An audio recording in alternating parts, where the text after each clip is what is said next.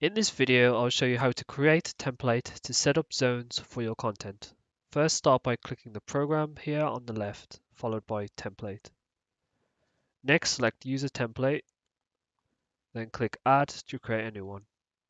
We're just going to name this, so in this case, and then make sure the resolution matches the orientation of your screen. So in this case, I will use horizontal, and then press OK when you're happy with this. Once you reach the screen, you'll see quite a few functions that surround the template area, from the right to the middle and also to the left. We're going to start on the left side where we can create zones to put in our template. So first off, we'll start with the background. So if I select here, you can see that I can either select a background color to be used, or I can also add media that I've uploaded previously. So I'm just going to select media from here now. I'm going to select here that I've previously already uploaded, and then select this here. Remember, if you also would like to upload from here, you can actually select this here, and then you can go through the setup as before to upload your media. So I'm going to press OK, and then press OK again. And now you can see that the background is now changed to the content that you've uploaded. Now I'm going to start putting different zones in this area. So the first one I'm going to start with is the video zone. So if I just select this here, I can then drag it off down here like so.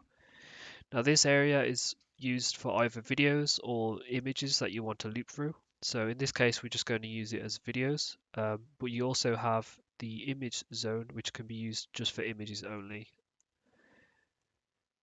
It's worth noting that you can only have 4 image zones, and you can only have 1 video zone. So I'm just going to move them around like this just to make it look a bit better. Like so. And then the last one here.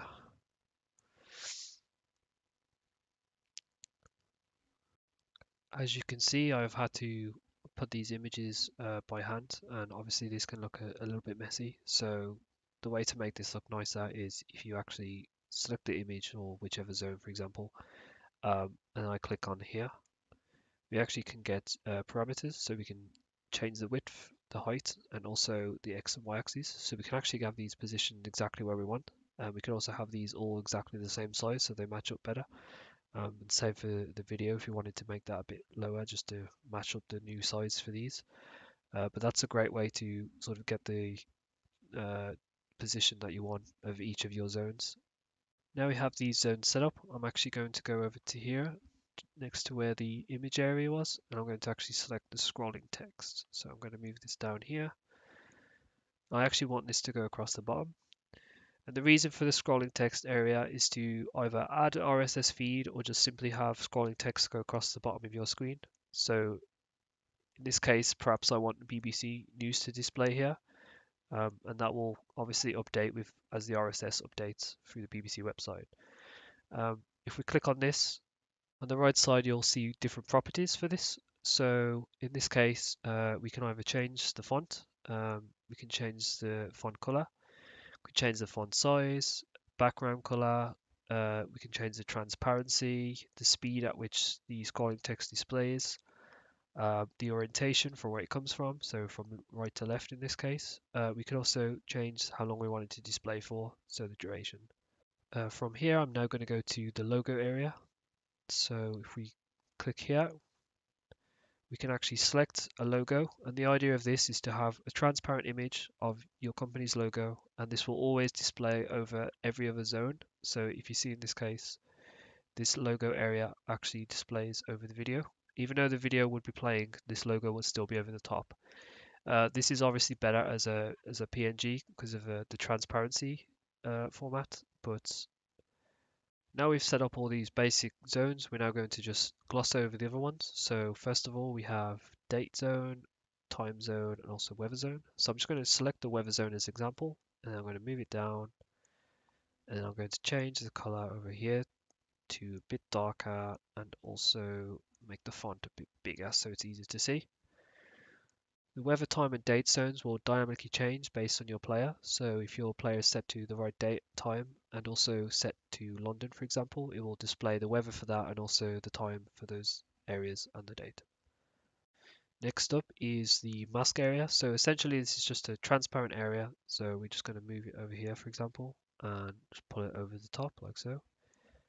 This is like the logo, except you can only have one logo, but we can have as many of these as we like. And basically the idea of this is we could set up borders to cut off the images here, for example, which make it look a bit more nice and organized. In this case, though, I'm going to move it here and just make it a bit thinner, like so. And what I'm going to do later on is add an image, a transparent image to this area, and we'll see how that looks. Next up is the web page area. So this essentially can just be your website or whichever website you want to display here, and that will also dynamically change to the zone size. So the website will fit nicely here. So maybe if you wanted your Facebook feed, for example, you could have that in this area.